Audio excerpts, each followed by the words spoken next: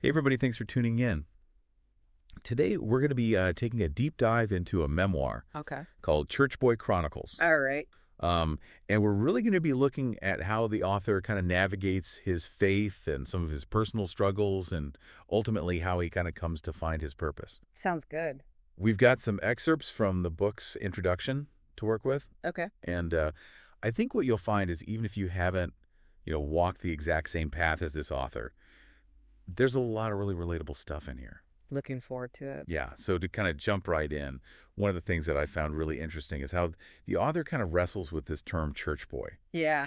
At the beginning of the book, he seems to be kind of resisting it, like Yeah. it's not something that he really identifies with, but then by the end, it's almost like a badge of honor. Right. And it makes you think about the power of labels and how, we can kind of be defined by them, but then also redefine them. Absolutely. I mean, that really stood out to me too, right from the start. And it does make you think about labels, doesn't it? Yeah. I mean, we see this all the time in psychology, or how these labels can have a really, really big impact on how we see ourselves, Right. Think about it, like the athlete or the artist, or even just something like the shy one. Right. These labels can actually become like self-fulfilling prophecies. Yeah. But the interesting thing is that we also have the power to take those labels back, and kind of redefine them on our own terms.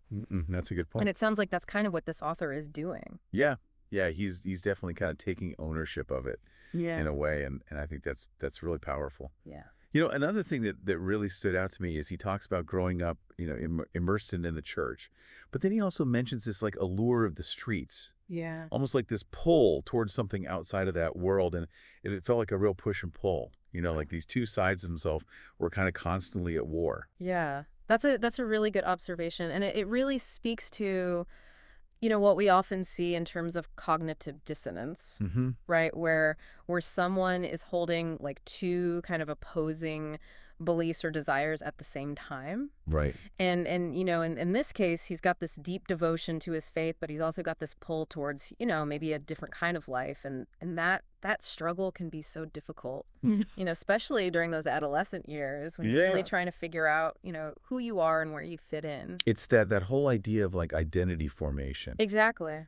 Exactly. And, I think what's refreshing about this author is that he doesn't shy away from that complexity. Right. He's really honest about it, and it kind of humanizes the whole faith experience in a way. I agree. Because it's not about being perfect, right? It's Yeah. about navigating those struggles. And, he even says at one point that, people in the church are human and inherently flawed. Yeah. I mean, what do you make of that statement? Well, I think what he's doing there is he's challenging the kind of idealized image that we often have of religious communities. Right.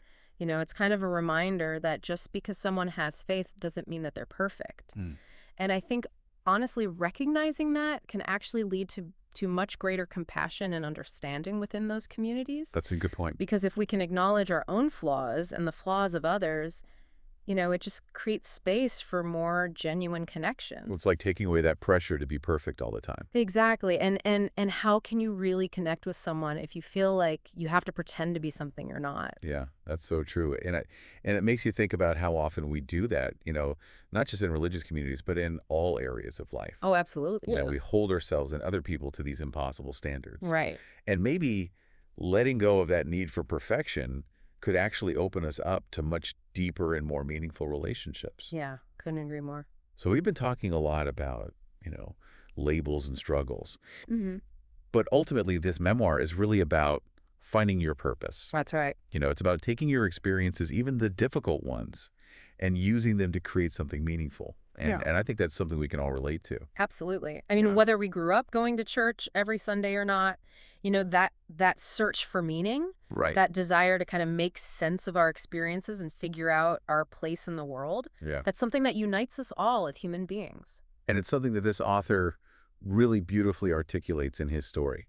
He does. So this conversation has resonated with you at all, I would highly recommend checking out Boy Chronicles. Yeah, it's a really powerful story. It's a powerful story, and it's a great exploration of faith and humanity and the courage to kind of embrace our own stories. As you're thinking about this, Yeah. I want to leave you with one question to consider. Okay. What is a label that has shaped your life? Hmm. and what it means to you. How has that evolved over time? That's a great question, and I think we'll leave it right there. Sounds good. Thanks for joining us. Thanks, everyone. We'll see you next time. See ya. Hey.